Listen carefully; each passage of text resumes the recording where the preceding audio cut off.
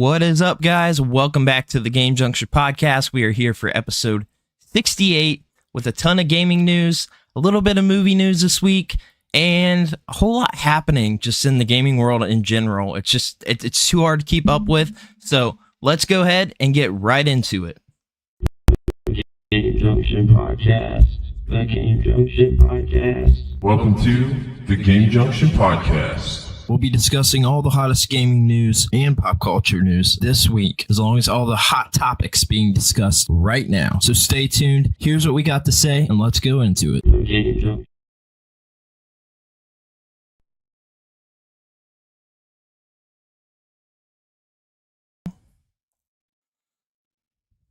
Oh, good, man. Don't everybody talk at once. Trying to be polite. No, you're good. We got Layback with us. How's it going, man? Going good, man. Happy to be back and glad to hear you're feeling better too. Yeah, glad to be feeling better too. Still got a cough, but I'll be all right. Kurgle, what's up? Not much. Getting over the sickness, which sucks. We've all been sick for some reason lately, and it's awful. I have like 10 inches of snow outside, so that's exciting. I'm gonna be stuck in the house the whole weekend. We got a bunch That sounds too. horrible. It sucks. Yeah. Yeah. Trudging through it all day. Yep. So fun times. Say fun that and I times. look outside and it's just sunny and the ground's dry and there's nothing. The problem down Australians. under. Yep. Yeah, so we got a lot going on this week. So much to cover. I mean, I was just telling you guys before, I got like 14 alerts for pretty significant news just today. So obviously we can't get through everything. Kind of crazy. But I guess we'll start off with the Apple Vision Pro, which is interesting if you want to spend like $1,500. But Jeff Keighley went hands-on with this device and says it's an immersive experience. The first thing that blew me away was the fidelity of how it captures and presents your real environment and people around you through the device. So this is coming from Jeff Keighley, of course. Look, I can stretch to the PlayStation VR, but I don't know if I'm going to fork out that much for the Apple VR. You're Yeah, gonna I mean, have to how much fork of out a lot of money? how much of it is just the Apple name and less of the tech involved? That's right. I would say it's $1,500. I would say about $1,400 worth is just the Apple brand. I mean, Yeah. they do have like a closed ecosystem. So, one thing you got to give to Apple is, they optimize the shit out of their devices. Oh yeah. It's proprietary. It's very closed loop. It's not like Android. And there's like a very simple, explanation for like the whole difference with why, on Apple you can run certain things with hardware that's not up to par to like the modern stuff. Is, for example, the camera. You can have developers work on a camera just for one phone and they can perfect it. They can make it so good. But if you're trying to make it for an open source system, it's much harder to optimize. You're going to hit a lot of roadblocks. So with that philosophy with Apple, it's, I'm sure it's good. I would never pay $3,500 for it. But, people that the money is not an issue to them and, it's mostly targeted to the North America market. It's whatever. They'll buy. Yeah. They'll buy it. I still would like to try it. I just don't want to buy it. Same. Yeah. Same. Yeah, I'm there too. So I it's interesting. I mean, no doubt about that. It's definitely interesting. Would love to try it out sometime, but I don't know. I do like the whole AR VR integration. I think that is really cool, which is something I want to check out with the MetaQuest 3 at some point. I think AR is really, really cool. I mean, like, it was integrated into the Nintendo 3DS and was cool then. Now you've got it in headsets where you can really interact with the world. And I think it's cool. So it's could integrate in the games really well. And I don't know if you guys saw any of like the teaser trailers from the event, that Apple event where they presented that, but it's cool stuff. The games they showed were really neat. They have this game where it's like a bunch of toys. It's almost like an FPS. There's another game coming out like this too, but it's like this little FPS of running around the objects in your house and playing the game. It's like super neat, and I think there's a lot of potential there, but the price tag is going to keep a lot of people from experiencing that device. So it's like like any new tech, it's the early adopters, are gonna have to fork out, and then eventually after a couple of years, gonna become more affordable. Hopefully. Yeah. Always. Yep. Yeah.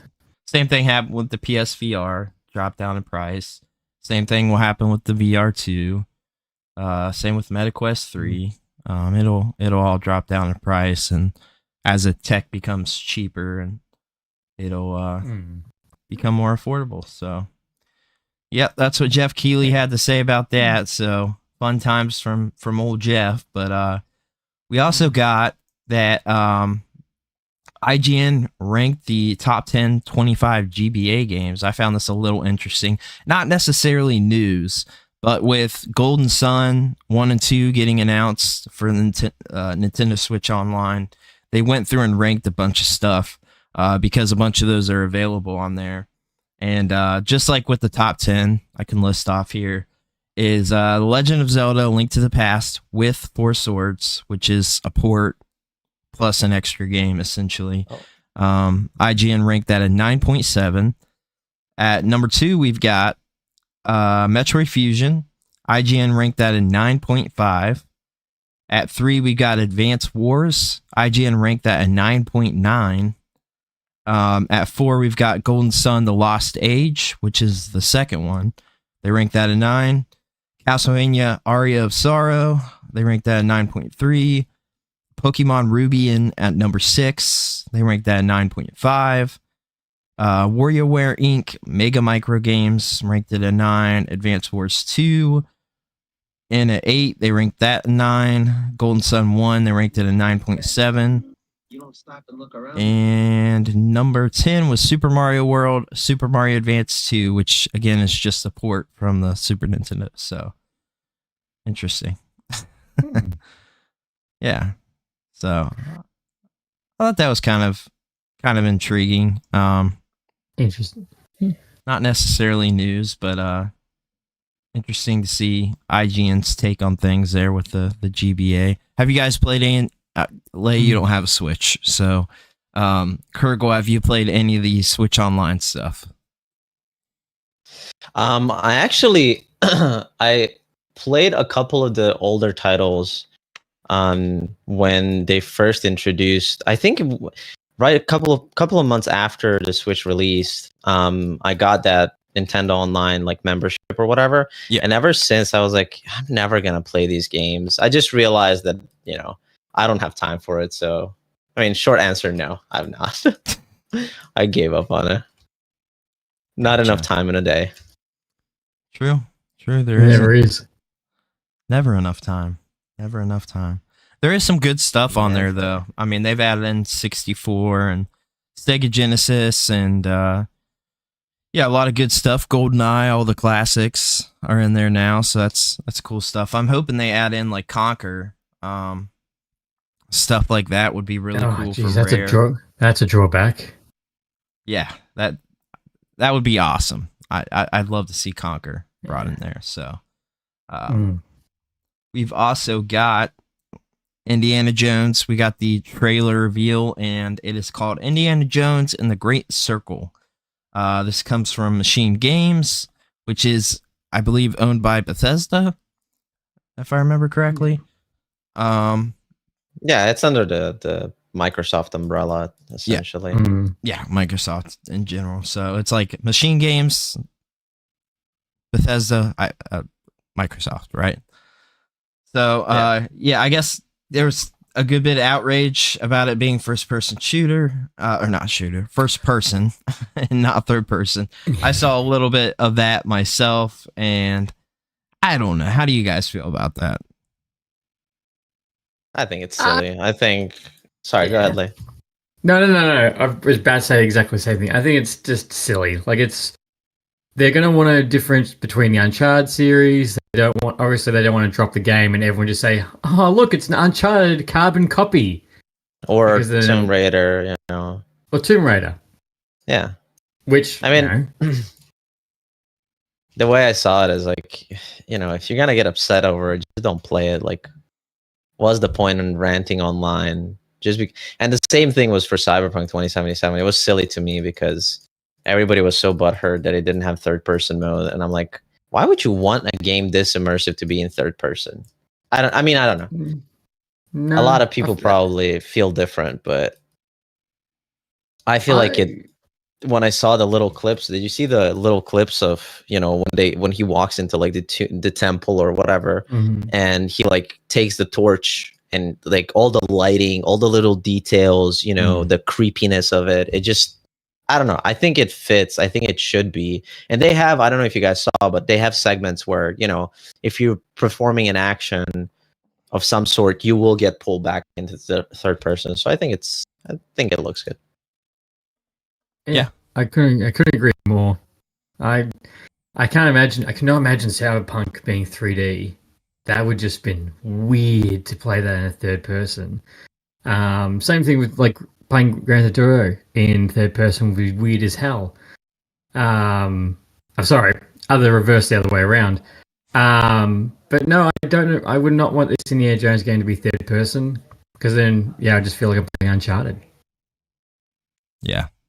Yeah, Yep. I mean, I'm on board with what I saw. I thought it looked really cool, swinging around the torch and stuff like that with the lighting. It was really cool seeing all the HDR and just everything going on with it looked really awesome. So I'm totally on board. They could add in Troy a third Baker person too. mode too at some point. Like that's been known to happen a lot with games, where they add in like either a first person or third person mode later on.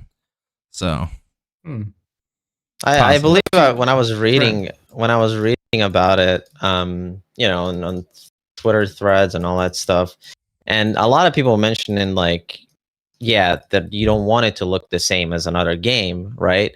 But another thing is the studio apparently just has a lot of experience with first person stuff. So like, why would you try to get a team that's so comfortable in that environment to try to make something that they're not comfortable with and possibly ruin the whole gameplay aspect of it?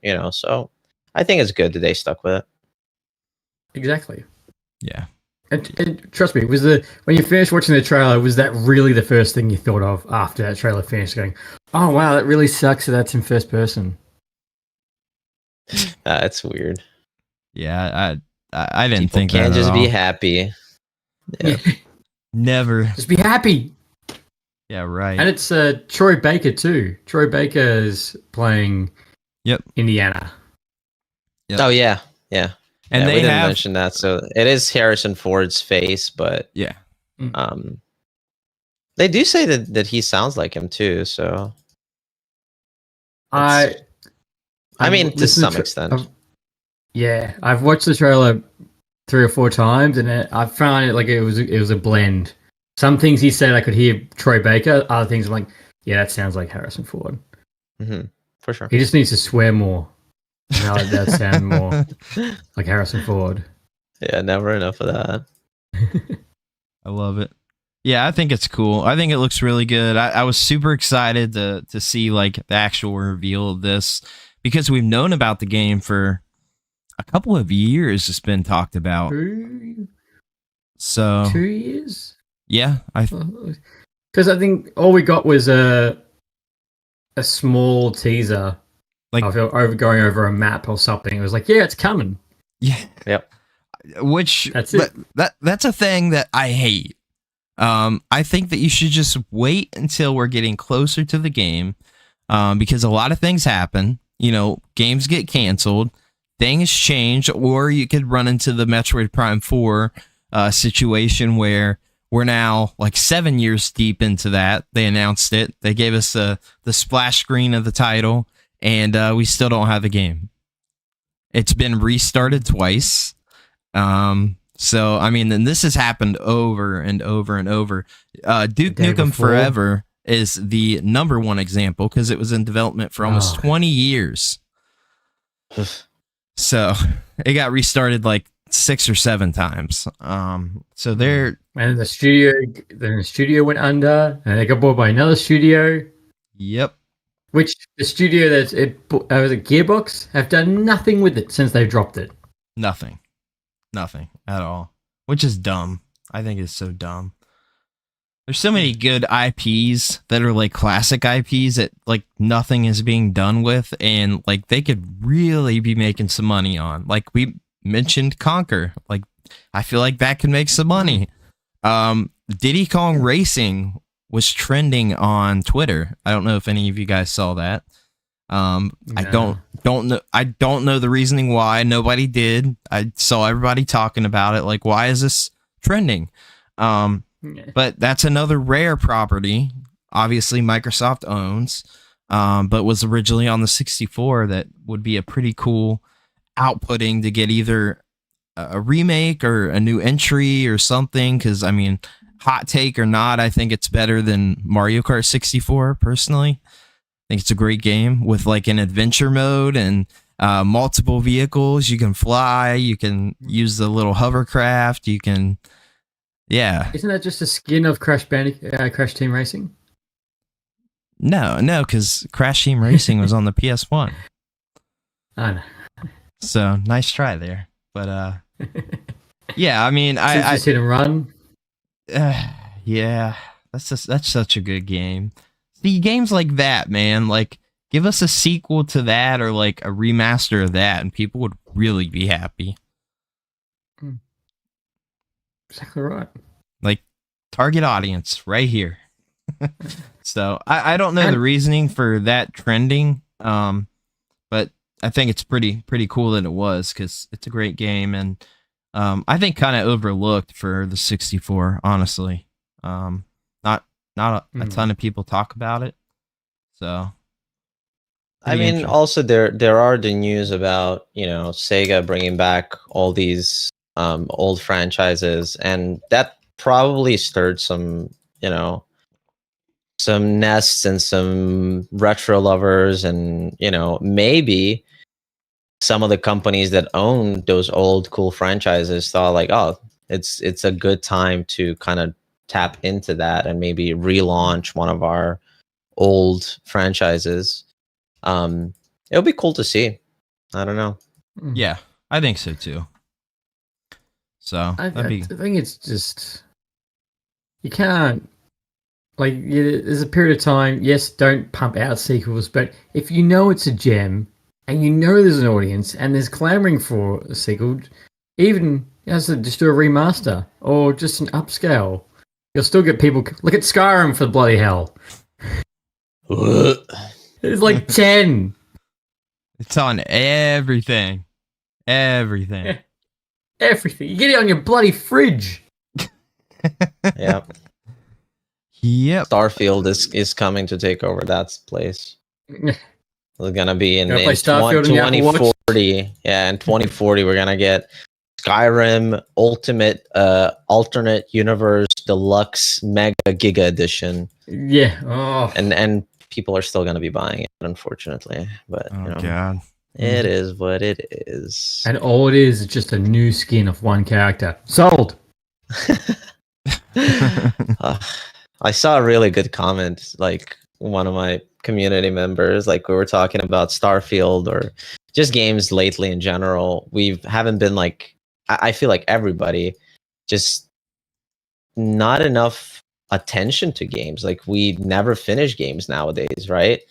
And he goes, well, with so many games being properly unfinished by studios, it's not a, it's not uncommon for people just to not finish them because you get bored of them so quickly because, they're not fully fleshed out. They're not passionate projects. And that's why I think retro games are getting some more love, is because you knew what you were getting. It wasn't as much content, but there was a ton of replayability.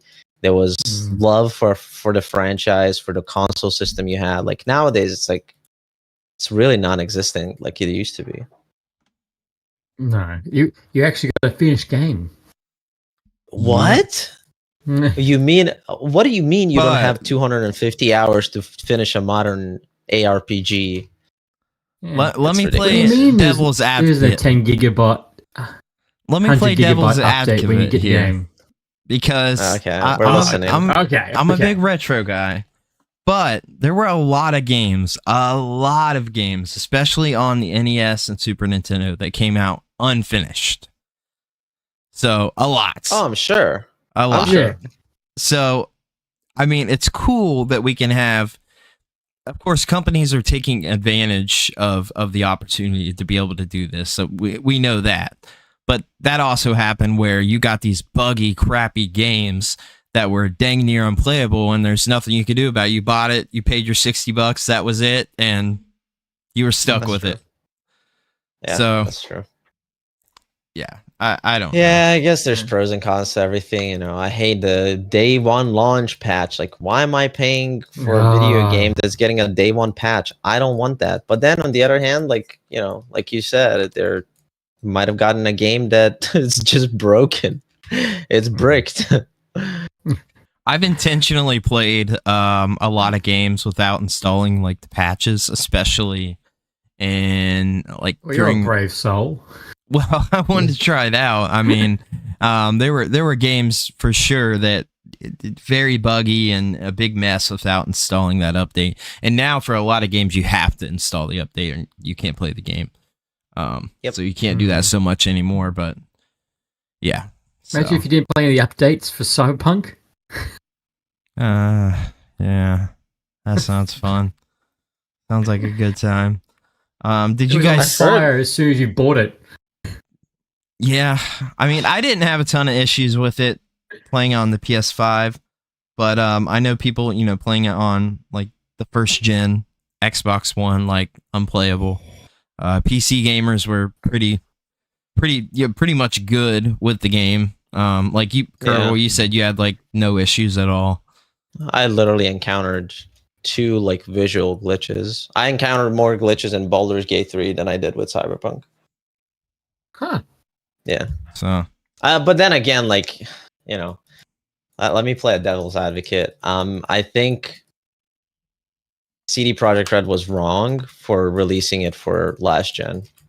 oh yeah, Just giving people the and I don't think it was, and that's the thing. Like, is it their fault? Was it shareholders' fault? Was it?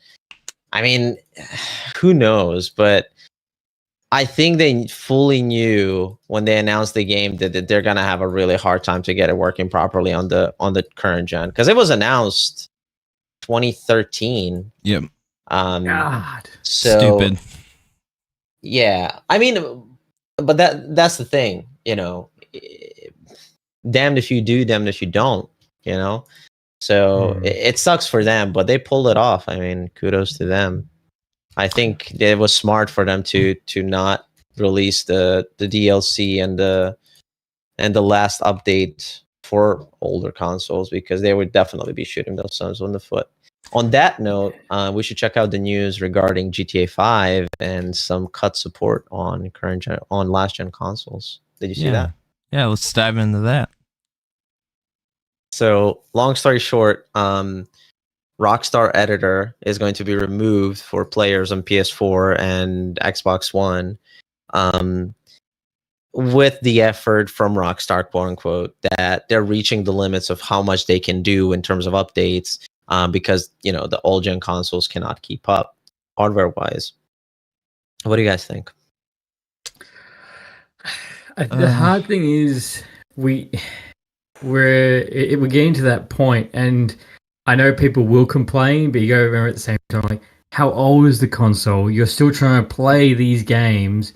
Like, how much can you hang on long until you finally have to be like, look, you're just gonna have to buy a PlayStation 5 if you want to keep going. That's it. Yep. This is the cutoff point. Yep.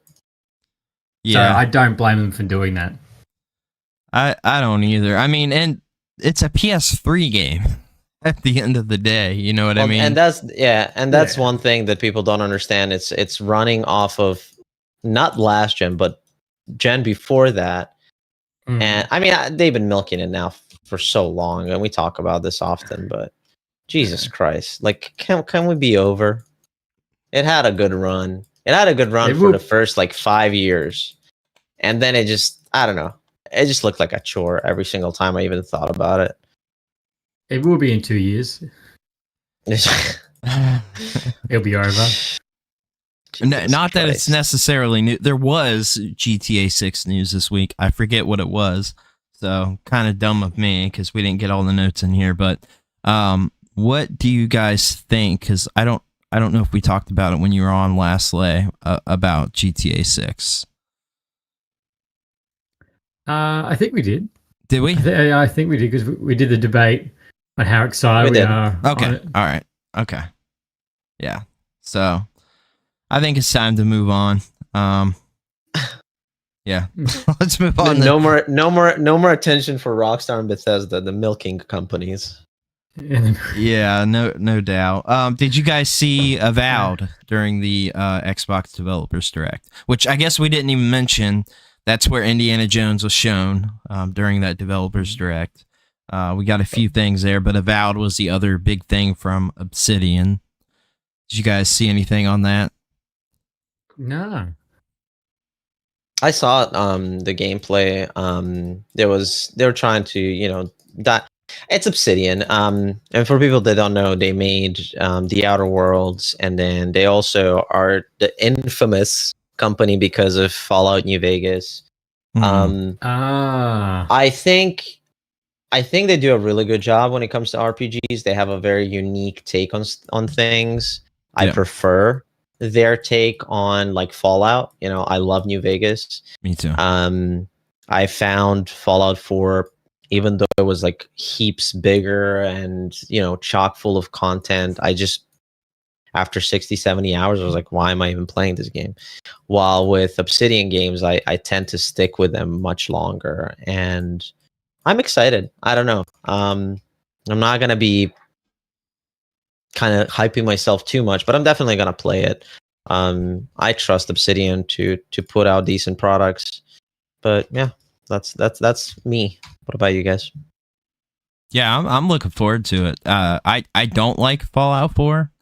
I love New Vegas, so I think it looks really cool. I looked up a bunch about it. Obviously, saw the developers direct stuff, and I'm all on board for that sort of open world sort of RPG stuff. I've really gotten into that here in recent times. I think stuff like Breath of the Wild really kicked that off for me. I just got super into that. I played a lot of Assassin's Creed Valhalla, not even being an Assassin's Creed guy, but I just like that open world Interesting. feel. Yeah, I know a lot of people Mm. apparently don't like the game, but I did. I loved it. Put a lot of time into it. But I think like Breath of the Wild kind of got me into that sort of genre even more than I had been in before. So I'm looking forward to it. I think it looks really cool. Yeah, should be a decent little game to pick up. And I think also another thing with Obsidian is they don't try to do like these grandiose things, right, and make the world huge. And then when you end up playing, you just kind of get tired of it. I think they nail the amount of content you can kind of swallow for like a chunk of a year, right? Because that's what happened to me with Fallout 4 is like there's so much content, but at one point I was like, I'm not coming back to this game. I don't care how important the choices are, the story, like I'm done. And once I dipped out of there, I was like, it is what it is. I guess I'll never finish Fallout 4. Yeah, I had I'm a never hard picking time this up with again. I had a hard time with Fallout 4. I don't know what it was, but I like 3. I love New Vegas. There's something with 4. I don't know. It just didn't grab me in the same way. Yeah, I was gonna say I didn't finish it. I probably got about 20 hours in, and I was like, nah, No, I'm going to It's strange, right? There's like it's nobody can explain why. Like it's fun. Like when you start playing it, it's not like you're not having fun. You have fun, but then at one point you just don't want to boot up the game anymore. I don't know. Yep. Strange. It is strange. Mm. And I still haven't gone back to it. Me neither. So have you guys seen about Palworld? Pokemon with guns. Yes. So this is an interesting game. Yep. It looks insane. Yeah. I saw it this morning that it's sold a shit ton. Yep. In the first 8 hours, and gameplay all over TikTok I can see, and there's already I saw on IGN was like how the quickest way to get a gun.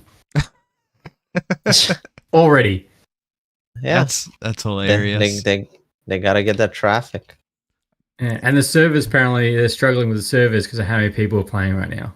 I saw that. Yeah, I'm gonna try it out. I'm pretty excited about it myself.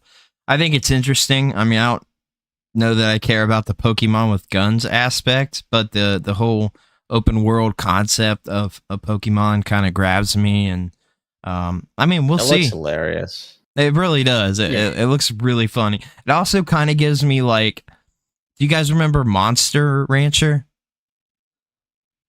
Oh, I think I remember gameplay from it. Yeah, so like old school games, but also like there was an anime that was really popular in the 90s. Oh, gotcha. Yeah, so it gives me vibes with like the creature designs for that too, which is something else that I really love. That was kind of like a Pokemon-esque game, but more of like a standard sort of turn-based RPG, if you will. But yeah, this looks cool. I'm planning on playing it here real soon, so I'll have to give my little take on it, but looks cool.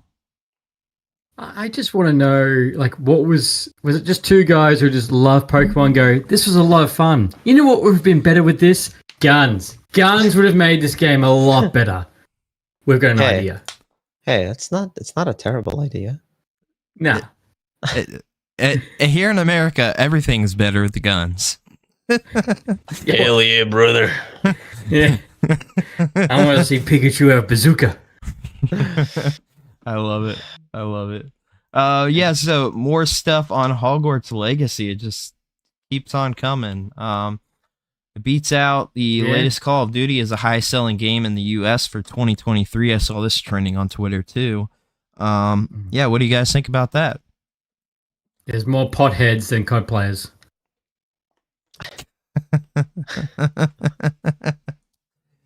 I think this is good. I mean, something outselling Call of Duty in my book is always good. So, don't even get me started on that. No, let's hear it. I want to hear the rant. This is the Kurgle rants segment. Yeah, we should just have Kurgle rants segment. It we should. Pisses me off how much they ruined the series. Like, Jesus Christ. They how really do you have. mess it up that bad? Like, but I mean, probably because you popped one out every year for how many years? I mean, yeah, it's pretty insane. God, I remember playing the first one on PC, and I played ever since. And this newest one is the first one I didn't get like near launch, and finally played it, and I'm uninterested. You didn't miss much. No, not just terrible. Boring. I just love that for 2023, COD has got ripped on at the Gaming Awards, and got beaten by Hogwarts people. Yep. Like, what does that tell you? It's great. Yeah, I like it. Have you guys played Hogwarts Legacy? I did. I didn't finish it. I liked it, like the world. Something else I think came out, and I was like, yeah, I'll go to something else. But I know I have friends who are massive potheads who don't game, at all that still picked this up and finished it. Potheads. I thought it was Potterheads. I might have been saying it wrong. No, it's just when you say potheads in the U.S., you mean of people that are just. I like it. It's funny. That is hilarious. Yeah, so I think that's cool. I also didn't finish Hogwarts Legacy, but I think that's good. I mean, it's a good sign that seeing these other games that, like, obviously Harry Potter isn't a new IP, but this game is. I think that's good. I think that's good news. Not to like diss on Call of Duty. I'm not saying it's a bad series, but you know, forever it's been like the number one selling game for years and years and years. As everybody knows, like the casual gamer market is much bigger than the, you know, like, I don't know what you would call it, hardcore gamer, whatever. Like the casual market is a lot of just Call of Duty players, Fortnite players, and Minecraft players. Like that's most of the market. So it's interesting to see this outsell that, being that's the case. So I think that's good news. I mean, you know, it could go either way, whatever, you know, you think on it, I guess. It's just good. It's just good to see someone else knock off Call of Duty. It's just surprising that fact it's Hogwarts. I think that's the biggest thing, is that after everything got released last year, that's the thing that knocks off COD. Yeah, it's interesting. I feel like it's one of those things that it's one of those franchises that will push people that don't really play games to play games. And I have a perfect example, right? There's one of my friends. He is not a hardcore gamer, but you know, he plays Call of Duty, Apex, whatever, right? And he plays on a console, nothing too serious. His wife has been playing Sims 2 for 15 years now, right? She has like a computer from like 2007 or whatever.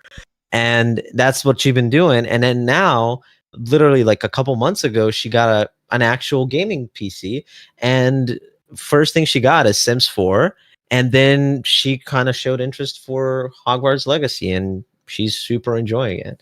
And that's great. And I think that's one of the reasons why, you know, and why Baldur's Gate 3 is so popular, you know, is it gets people into gaming that are not really into gaming. And my wife is also a perfect example there too. I try to get her into gaming ever since I've known her. She tries, and every time she's like, no, I'm good. Like, yeah. and I respect that, but I keep trying. And then Baldur's Gate 3 came out, and she tried Diablo 4, and she played for maybe like 3 hours, and she's like, yeah, it's okay, it's fun, but it's like too fast paced for her. You know, she couldn't really get into it. And then now she's like hooked on Baldur's Gate, and she never plays video games, like never. The last game that she loved and truly enjoyed is Yoshi Island for Nintendo 64. That's awesome. Like that's like her thing. Wow, that's right? cool, man. I love that. But Baldur's Gate 3 gave her an opportunity to like kind of take her own time, you know, because it's turn-based, and you know, she learns the systems and she reads stuff, and like she tries to, you know, learn the spells, and it's just cute to see. But I think that's a big reason. It's a big reason why Hogwarts Legacy was able to knock off Call of Duty 3. But also, there's Call of Duty also. It's another story. You know, what's funny is that Baldur's Gate has done that for a lot of people. There were articles going around essentially talking about that, getting like non-gamers into that game and enjoying that game. I don't know what it is, because if you've been playing Baldur's Gate, you know, since inception, like nothing's truly changed a ton with the formula. It's still the same type of game. So it's super interesting that this particular entry, There's just more eyes on this, and it's a hard game too, and that's why it's so cool to see. And I think a part of it is the story so good. You have the romance options, like girls and women drool over characters, and you know, they love the story building, and you know, I think it strikes a certain chord with people that not a lot of games nowadays do. Yeah. And there's obviously a lot of passion that went into the project. And then on top of that, you have turn-based combat and this super complex D&D system, which yes, it's intimidating, but also, yes, it's turn-based, and yes, you can take your time. If you need 20 minutes to just read the spells in the middle of combat, you can do it. And there's nothing wrong with it. I think it's good. a great, I think it's a great thing to have. Yeah, I think so too. But I think it's cool. Good for Hogwarts Legacy. Let's not give them props. No, they did a great job with the game. Everything they did. Is not, besides the stuff that you can critique about it, it's a solid game. Yeah, it really is. Agreed. Great game. Super enjoy it. So this just came out today. So this is breaking news. Breaking news.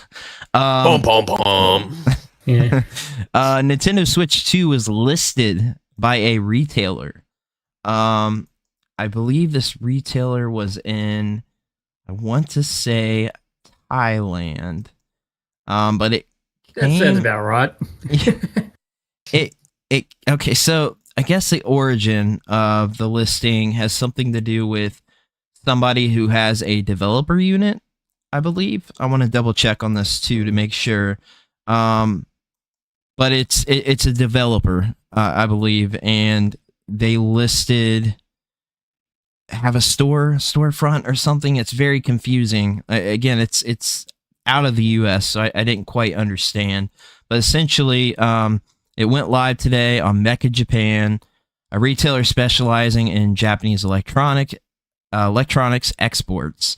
The page lists 2024 as the console's tentative release window, and you could pre-order it right now.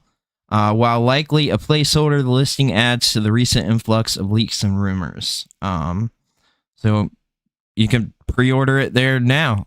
Found that pretty interesting, I guess. That kind of seems to sort of set in stone that, I mean, look, it's got to be coming this year, right? It has to be. But it's up for pre-order, so surely it's coming this year. I mean, it's got to be. Like, if it's not, man, look, I love Tears of the Kingdom, but even that game had issues running on the Switch. I mean, but what are the possibilities of them releasing like the OLED not too long ago and then right after? I just don't see them designing. That came out last year. I mean, that would no. Yeah, but you got to think about like actual hardware development. It's much different and much more intense than software development. Well, or like production too. Here's the thing. So this has happened forever. Like, for instance, some examples I can think of. The PS3 Super Slim came out a year before the PS4. The PS4 Pro came out only 2 years before the PS5. What else is there? The Xbox 360e model launched with the Xbox One. I mean, there's been this has happened throughout history. The Game Boy Micro came out a year after the DS came out. So like, it's not unheard of for this. His face reaction and the zoom in, I love it. Yeah, I mean, this is not unheard of to happen. So I don't know, sounds like copium to me.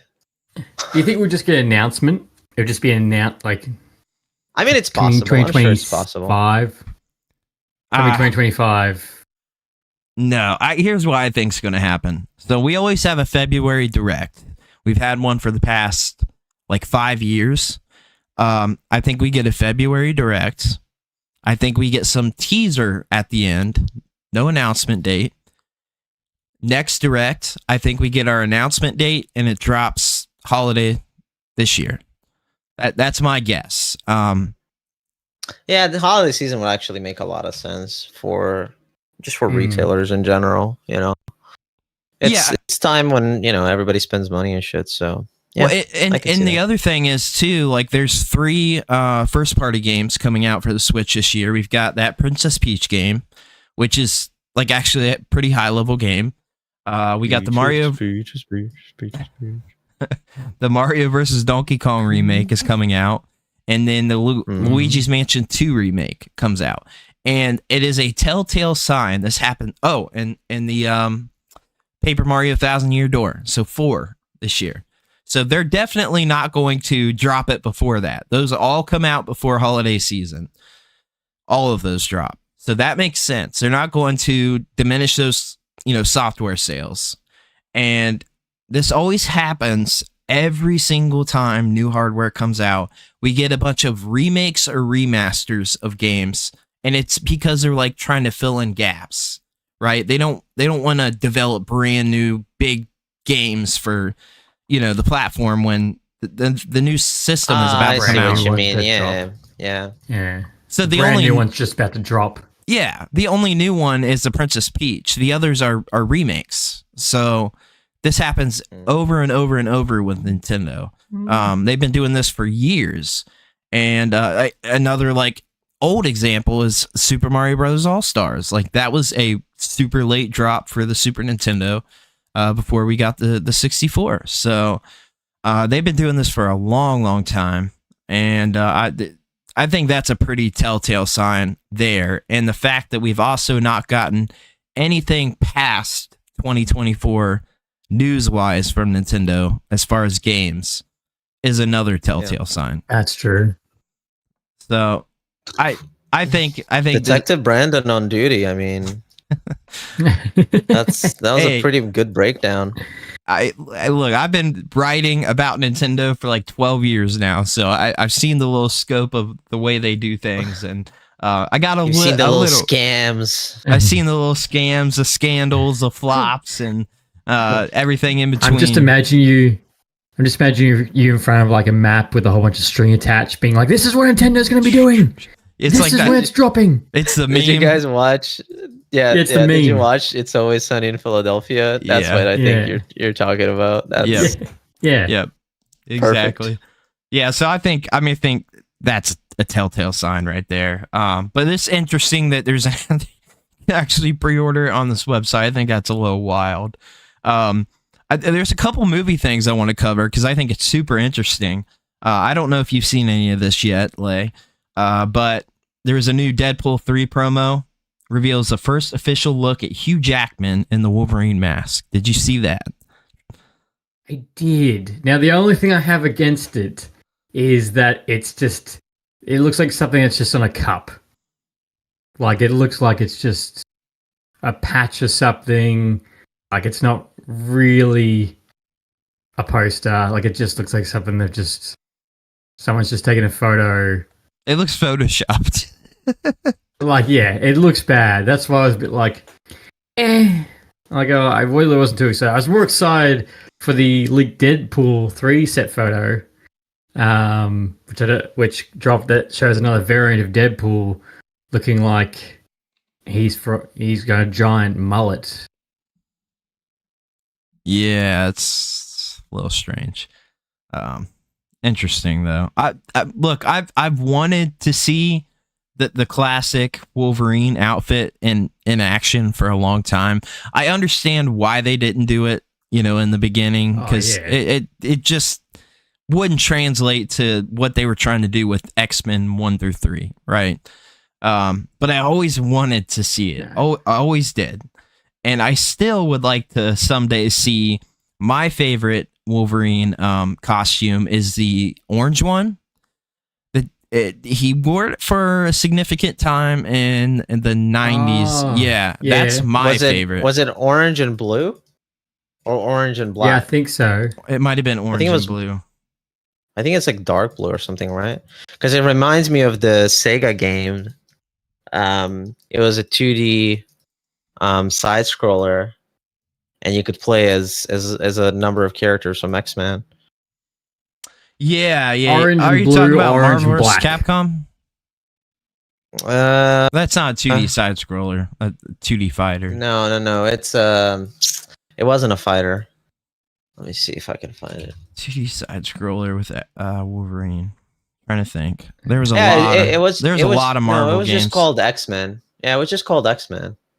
X-Men It's usually 1993. orange or black. Oh, so it's orange and brown is it's that's what I was thinking. That's brownish, not orange. I'm sorry. Wait, me no, see. this one looks.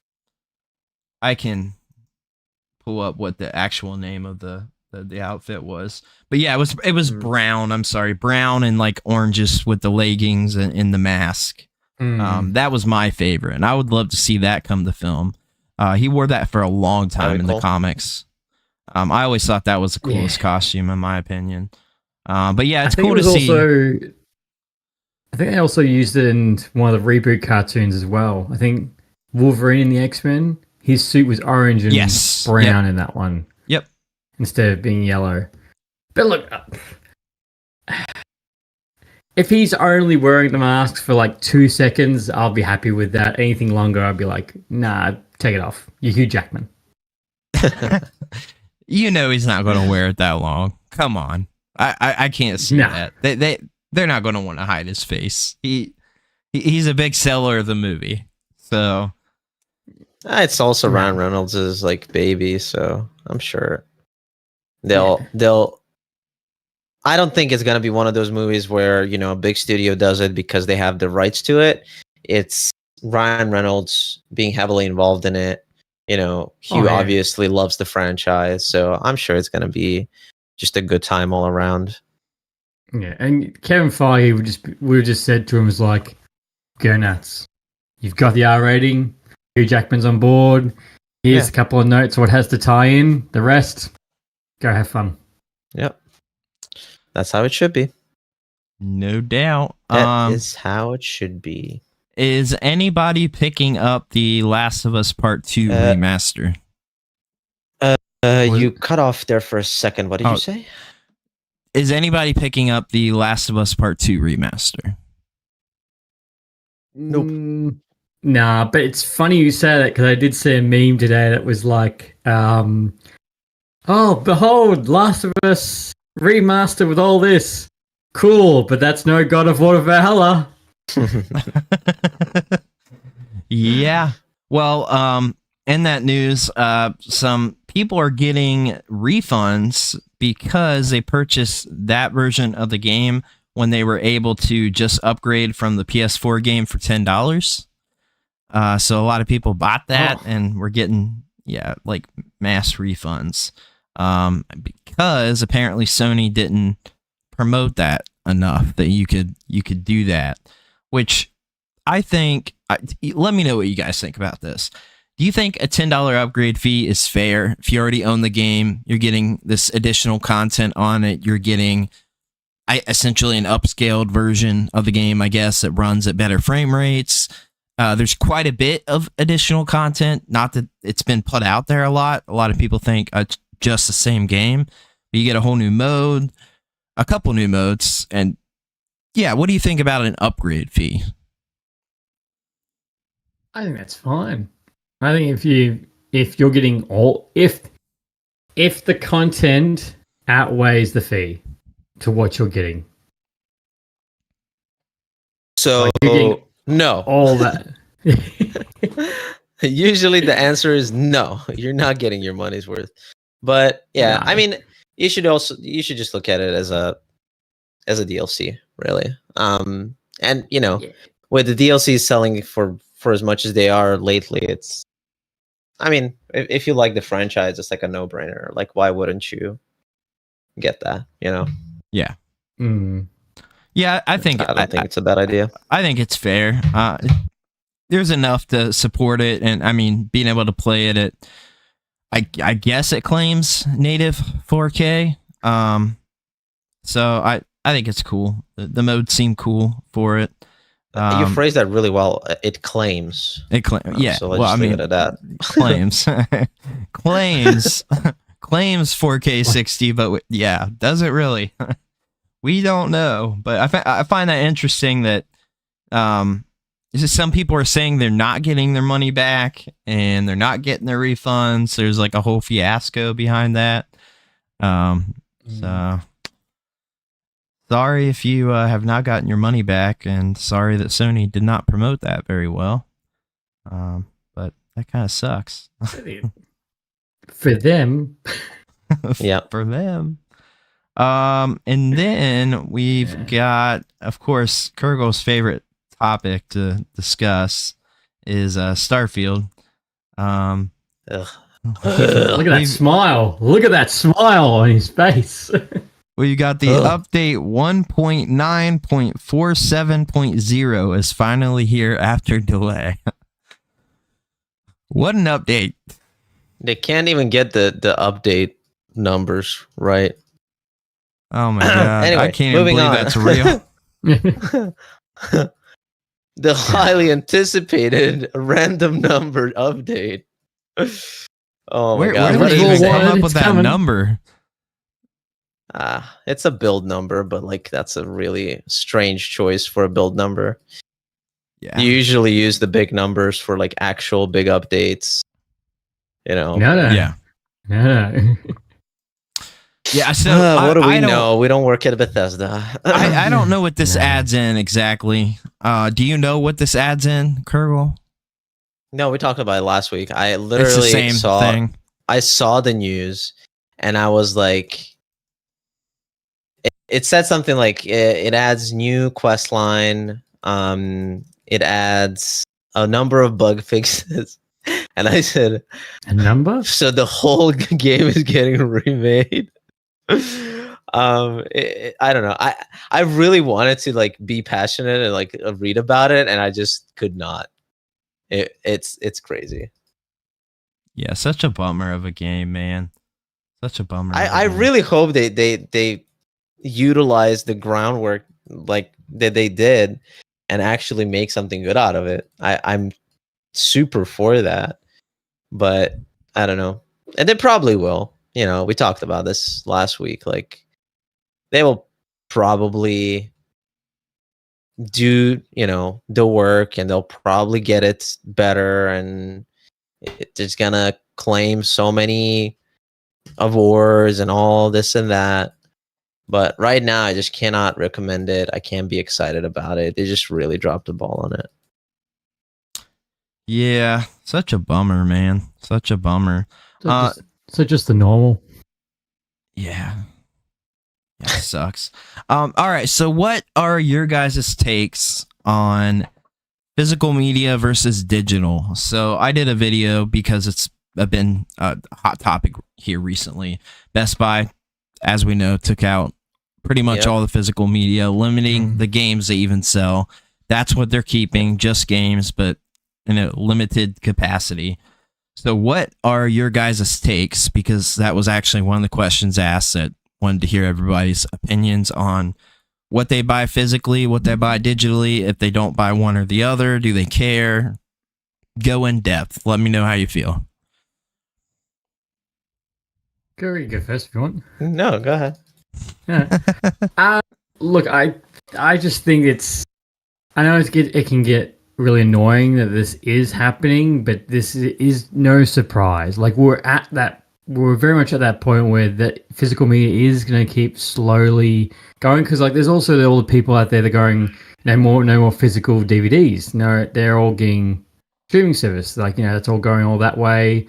I think mid last year, Disney is no longer making DVDs to come to Australia. Yep. That's not happening anymore. So I think it's just going to be that slow transition. Like, look at the consoles. We now both have just digital only and physical. So it's just, it's hard because it's going to become less and less till everything does just become digital. Yet the hard drives are still going to be too small for it. Yeah. Never enough space. Never. Yeah. I mean, this is what sucks, right? So when I had Warzone on my Series X and PS5, I kept it on there for a while. Rarely played, but I kept it on. That takes up half of the console space. Just the console.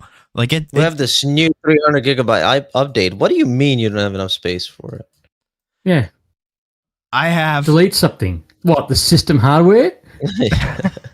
I've got a terabyte SSD in both of those, and they're filled up. And I legitimately don't have a ton of stuff on there. I mean, with new releases, they're just so big that you can't store a lot. I mean, it sucks because then, you know, some people with bad internet connections or whatever with updates and installing games can take forever. So like you want to have these games on there so you can just jump into it and play like you could on the Super Nintendo. Just pop the cartridge in and play. It's not that way anymore. A lot of people don't keep their systems connected, either Ethernet cable or whatever. They don't keep auto update on, trying to conserve energy or whatever it might be. And it sucks, man. It sucks because it takes up so much space. But I don't know. It's rough because I've always been a physical media guy. But about 2 years ago, I moved away from any physical with movies. I own a couple now. I had 1,700 movies in Blu-ray, 4K Blu-ray, DVD, and VHS. Sold them all in one go to one person. Eesh. Yeah. Physical guy through and through. Music, same thing. Vinyl, CD, everything. Mm-hmm. And I did the same thing with music too. I've got a few that are like my favorite albums that I absolutely love. Just a few, like a couple Alice in Chains and Nirvana and stuff like that. But that's how it all starts, right? You have a couple that you like, and then you end up with 700 CDs. Well, that's not a bad thing. That's how it did start, but not that way anymore. I haven't bought a single one, and I'm fine with that.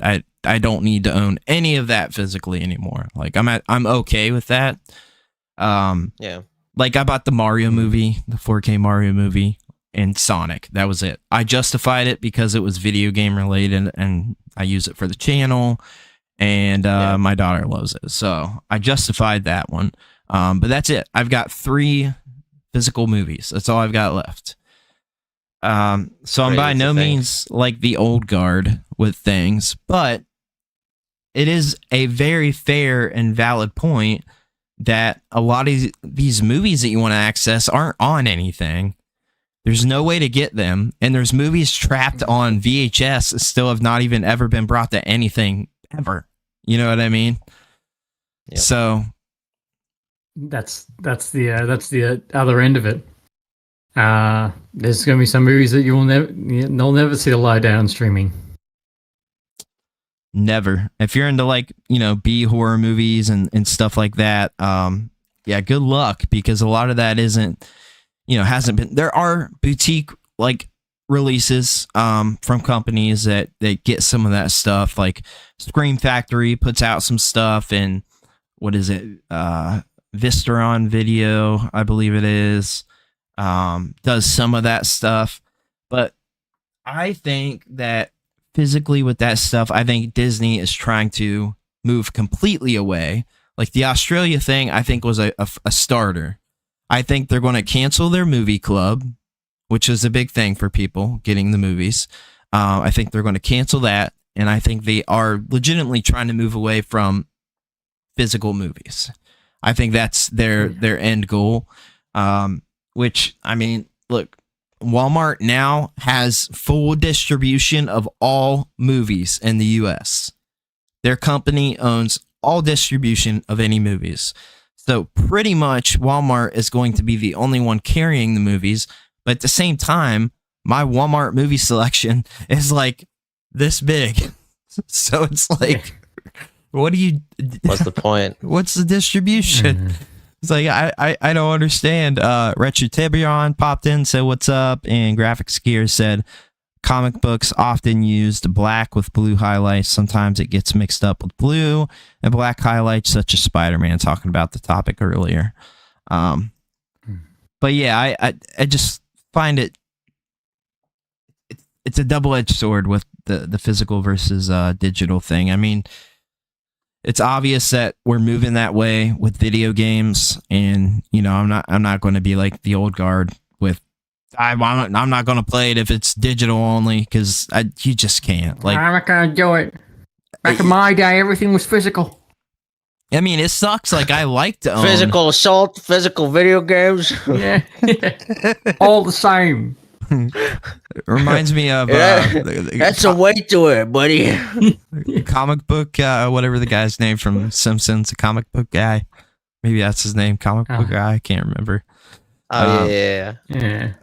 Graphics Gear said there are some advantages of going digital. I get most of my movies through Apple TV, and they have over the years upgraded them to 1080p and then to 4K. Didn't have to pay anything extra. Plus, they get the same extras I would get on DVD and Blu-ray. So that's pretty cool. I've never used Apple TV, but yeah, I mean that's cool. And that's the other thing, right? With movies, for Ted Lasso. For what? Ted Lasso. That's the only reason why I bought that streaming service. I wish I had any idea what that was. I've never heard of Ted Lasso. It's is it Galifianakis? No, that's the other guy. What is his name? That's the other one. It's the other Greek. Yeah, basically, guy goes to the UK and tries to fix a soccer team, and it's really funny. Basically, it's Ned Flanders being a soccer coach. Yeah. Oh, I've heard about this. Yeah, I've heard about this. Okay, interesting. Yeah, It's just shitty. It was on Apple TV.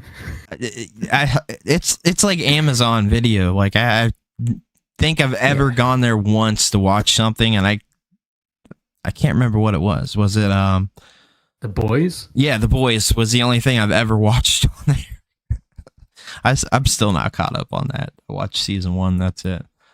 But yeah, that's another thing. Like with physical movies, you lose the extras in there. You lose the making of and all that behind the scenes stuff that I find super interesting because I'm super into movies and I love all that and I love the filmmaking aspect and I like to see all the bloopers and what they did and even what's the word, the commentaries. I like to listen to the commentary tracks for like which Avengers movie did I can't remember. I went through all 3 commentary tracks and listened to them. Oh my god! I mean, I love movies, man. So like, I like to hear what they did for this certain scene. They talk about it, and they're like, "Yeah, this is how we did this, and this is how we set this up." And you lose all that stuff. It's a little different with games because like you don't really have that. And the other side of the coin is that with games now, you don't really have the full game on the disc or cart now anyway. Well, some games you do. Some releases, there's a whole website where all the releases, the full thing on the disc or cart are compiled. Like you can see which ones are actually on there. But yeah, it sucks, man. It's a hard one. It's a tough ongoing debate.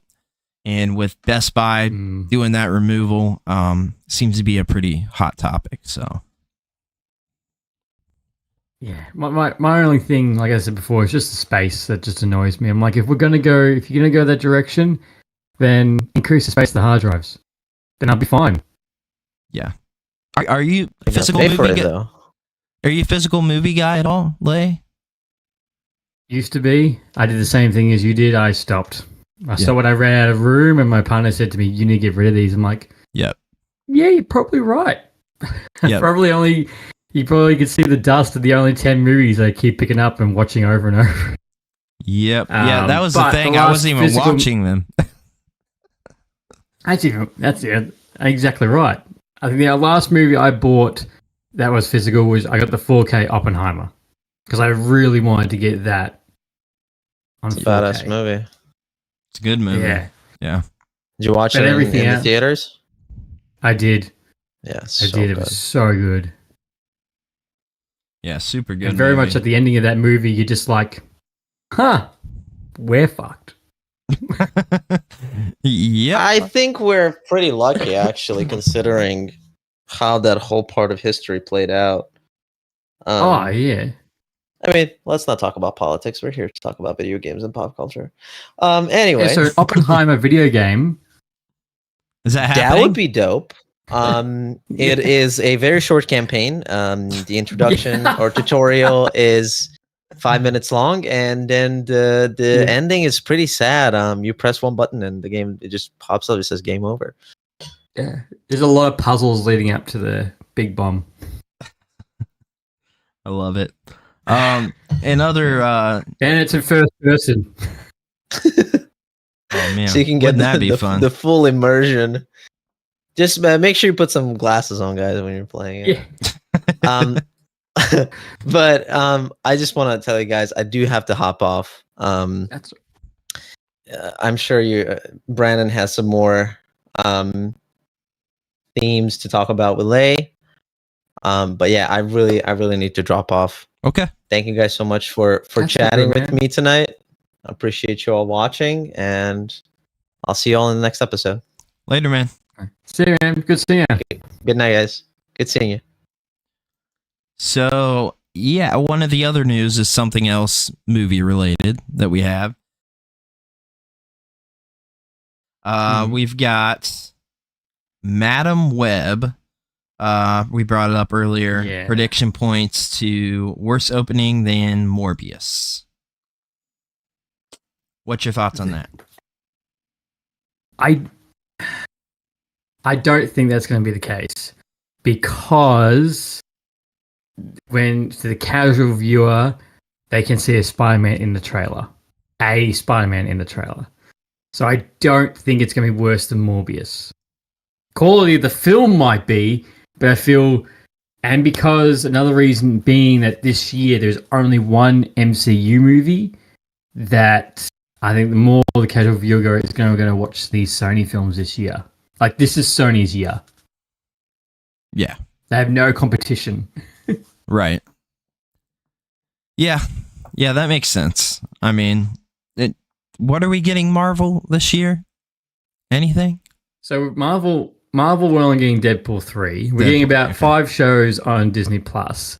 And DC-wise, we've only got one movie coming out, which is a Joker 2. Yeah. And they've got one TV show that's coming out this year. While Sony's got 3 Marvel-related property movies coming out.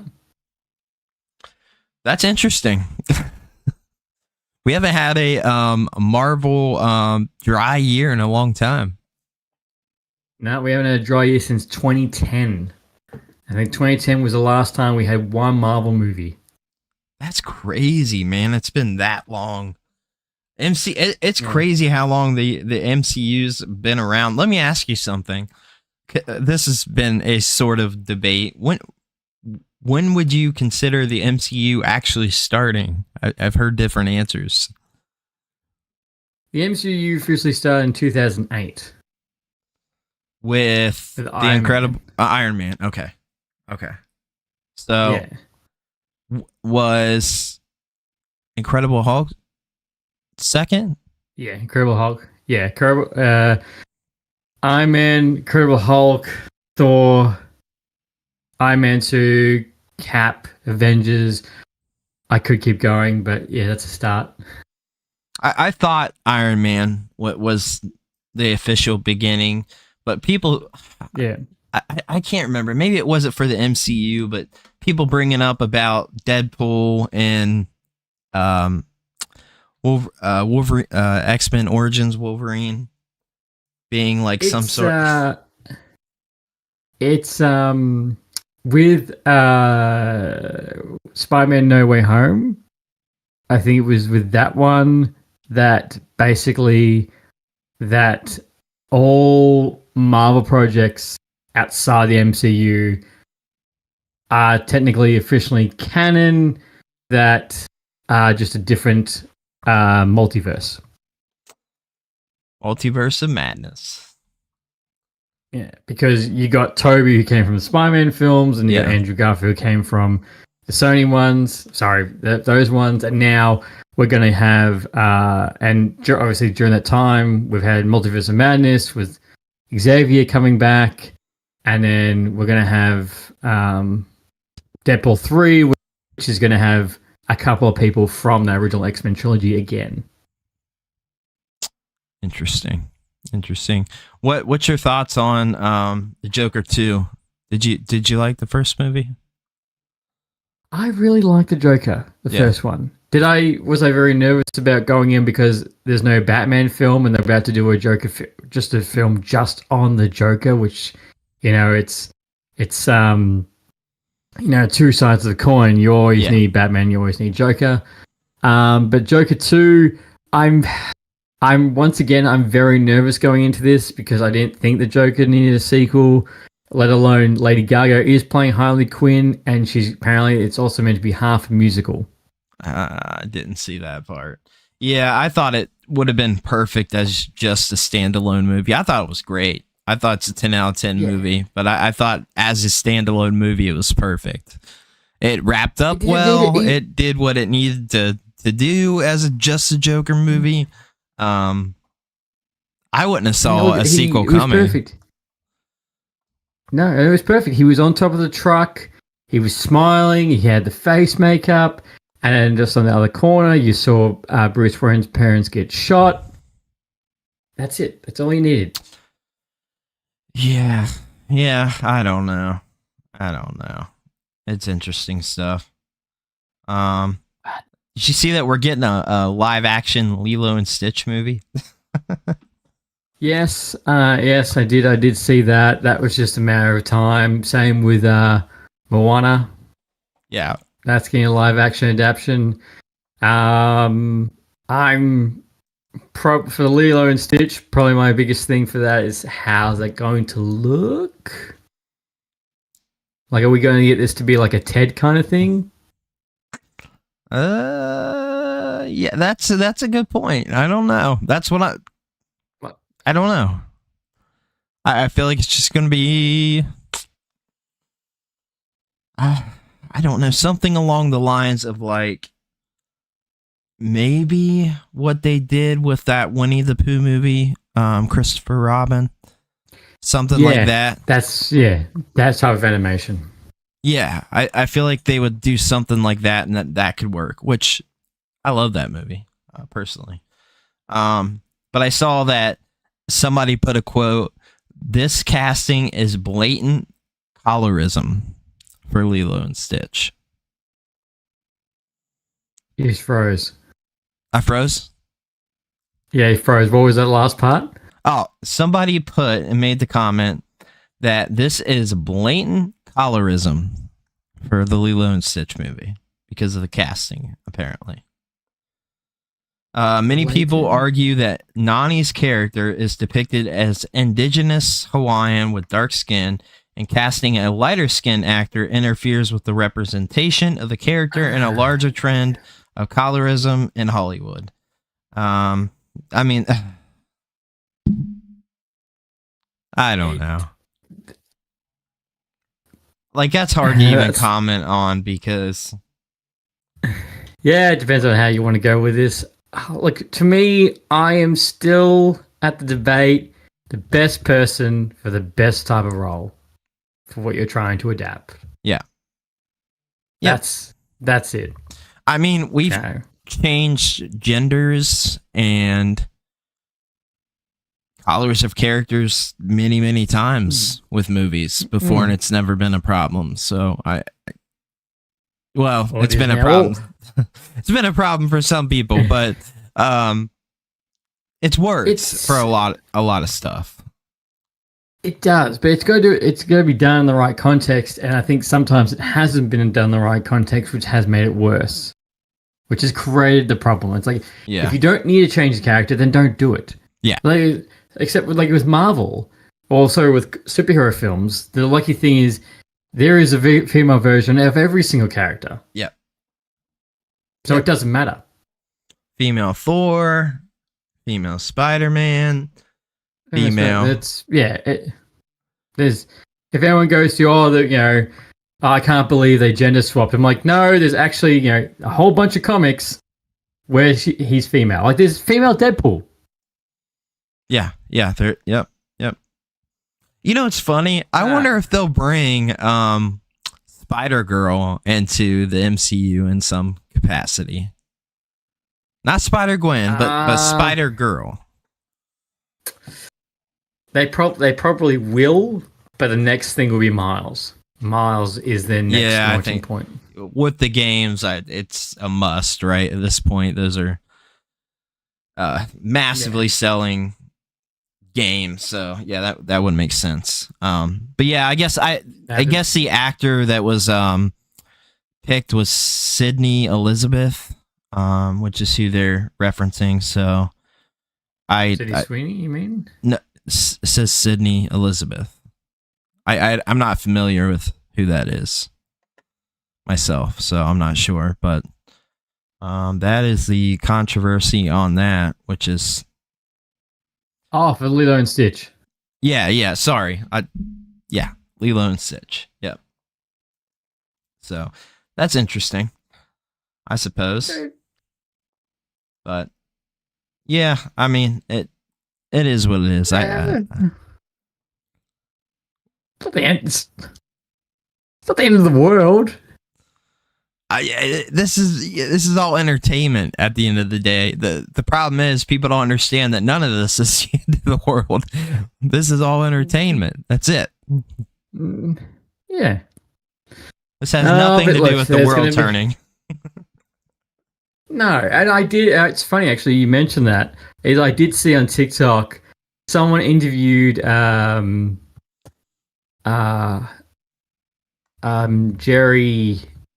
I can't remember his last name from Seinfeld. Jerry Seinfeld. Jerry Seinfeld. I had Spring in my head, but this interviewer goes to him because I don't know if you remember. He was doing those car rides. Yes. Like he had a show, coffee, and someone whatever.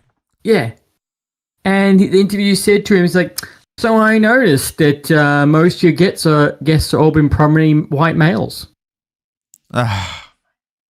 He's like, "What? What? What? Why are you asking me that question?"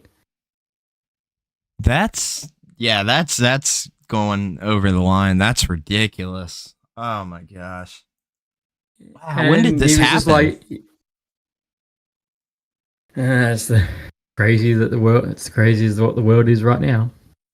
Yep. But you actually jumping over from less controversial that I did not even know that I saw in the notes for today is the new new Top Spin game. Yes. Yeah, we haven't had one of those in a long time, and they're very fun. No, and it's funny because I was just looking the other day if there was a game called Smash Court Tennis. Yes. Yep. And I was looking. I was like, where was surely that's on something, and I couldn't find it. Yeah, I think it's cool that they're bringing this back. Top Spin's really fun. It's weird because I'm not big into like sports games, like I guess simulation sports games, but tennis games have always grabbed me for some reason. I've always enjoyed tennis games, and these ones are really fun. So I think it's cool. Top Spin did so well, and that's actually probably a good franchise that's been laying dormant for so long. Yeah, no doubt. I think it's great. I think it's great, and I think it'll do well too. Because I mean, the only like tennis competitor is the Mario tennis games that I can think of that's relevant at all, and I mean those sell well. So for like simulation style, realistic tennis games, I don't think there's any other competition. So I think it's there's been other games, and I've bought nearly all of them, and I can honestly tell you that I've played them for both about 10 hours and gone, nah, this is shit. This is shit. And just makes me even more want to just go back and play Top Spin or something good. Smash Court Tennis. Smash Court Tennis is really good. Back. Yeah. Well, there you go. 13 years. That's a long time. That's a long time without a good tennis game. I mean, the Mario tennis games are fun too. Don't get me wrong, but it's a whole different, I feel like, demographic for a tennis game like this. This is the type of tennis game that actual tennis players would play. You know what I mean? The same thing with like basketball players that are always playing 2K. Like LeBron's like super into 2K, and like Kobe was too, and they're gonna play that. Like they play basketball. They're not gonna play basketball in real life, but also want to play in a video game. So interesting stuff. I did want to ask before we wrap up here soon that did you see? 'cause I didn't get to talk to you about it. Did you see any of the CES stuff? No, I didn't.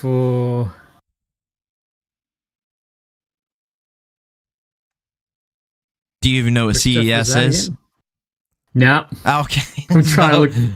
So I mean, it'd be worth looking up too, so you can kind of see. But the Consumer Electronics Show, so that happens every year. No. It's big for. Oh, no, you post about that. Did you Yeah. post about that the other day? Yeah. So that just wrapped up last Friday.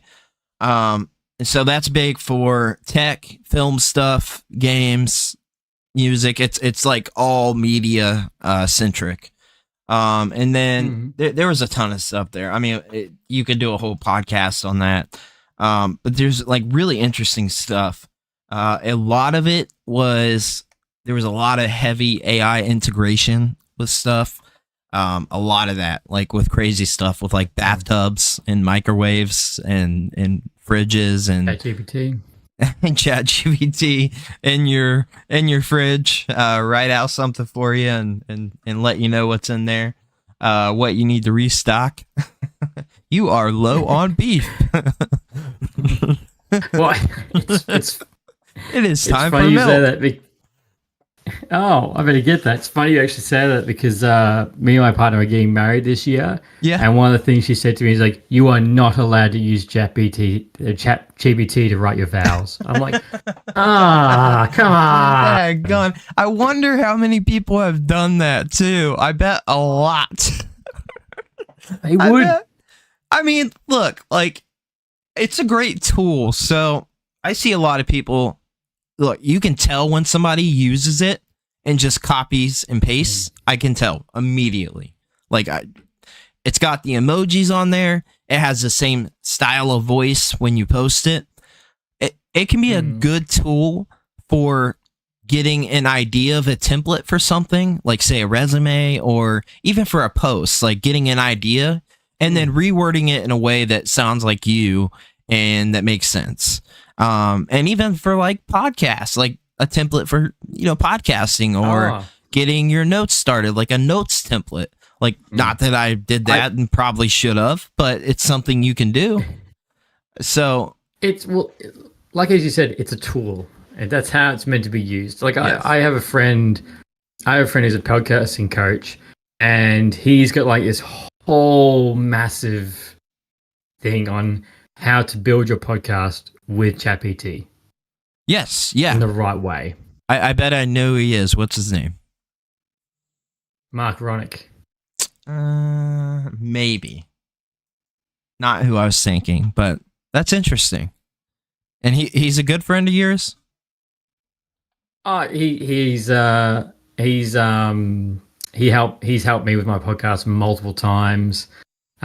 We chat now and then, but his whole thing is just one of the big things is he loves ChatGPT, and he always says how you can use this to create your next video, how to create your next, we're using this, how to do the right templates, thumbnails, all this.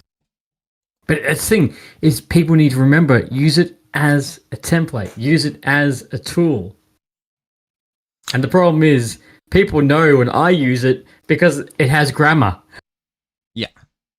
Yeah. I mean, like, I can tell immediately. I can spot it out because I work in marketing. So ChatGPT is super crucial to marketing now and is implemented in every single way. It for everything, for absolutely everything. So I can see and spot it right away. And it's not necessarily